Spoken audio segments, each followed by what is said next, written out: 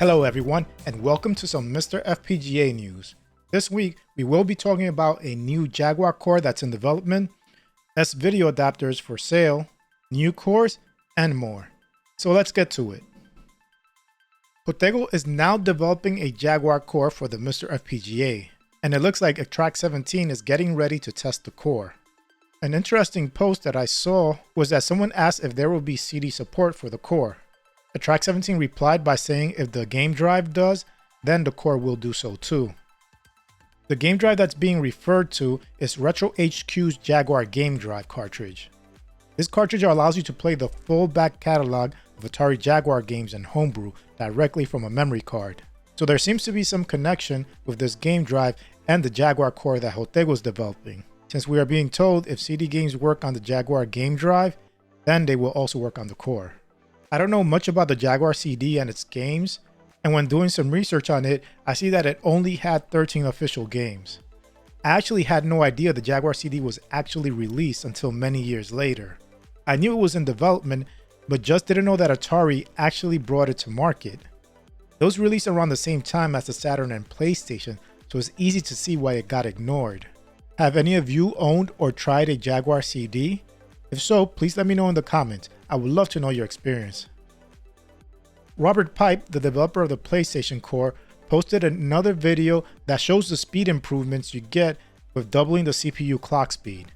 He's developing a separate version of the core that currently has this feature and also more data cache. You can find out more information on this new core and some performance analysis on the game Shadow Man on Robert Pipe's Patreon page. Robert also fixed an SPU bug in the main PlayStation Core. This resolves a hanging sound issue in the game Aconcagua. There will be a release of the main core soon that contains all the latest fixes and improvements. This release will not include the CPU clock doubling or the extra data cache. That's a separate forked core that's being developed. However, there is a test version of that fork, and you can obtain it by joining Robert Pipe's Patreon. Core developer Javier released the Xaind Sleena arcade core. The arcade game used an unusual refresh rate of 57.5 Hz. Since this is out of sync with today's standard of 60 Hz, you will get stuttering. Also, some displays will just refuse to accept that refresh rate. So the developer added a 60 Hz video mode for displays that can't use the original refresh rate. This 60 Hz mode can also cause issues depending on the RAM module you have. To help alleviate these issues, the developer included two core files, a 96 MHz version and a 120 MHz version. The default is 96 MHz. If the default gives you issues, then try the 120 MHz version by renaming the appropriate core file. Jimmy Stones finished implementing the overlay simulation for Atari's Jet Fighter arcade game. This overlay simulation also works on a CRT monitor. Two modes are available, a 504 by 252 mode and a high-res 504 by 504 mode. This core is still in development and not yet available to the public. If you're still using Update All version 1.4, this is a reminder that support for it is ending after December 31st.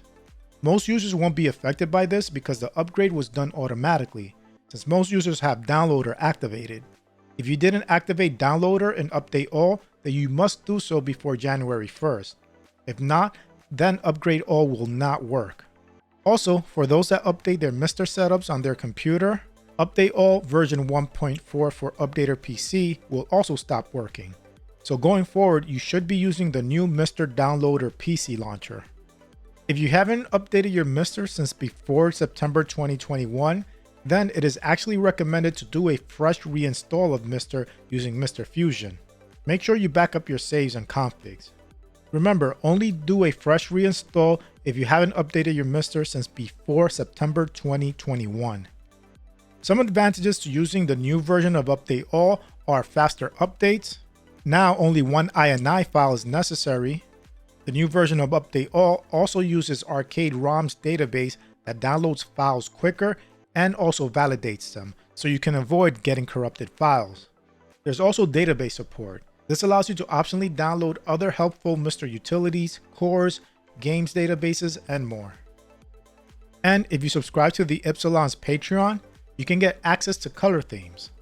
If you use Update All, you know just how convenient it is. So consider showing support by subscribing to the Epsilon's Patreon.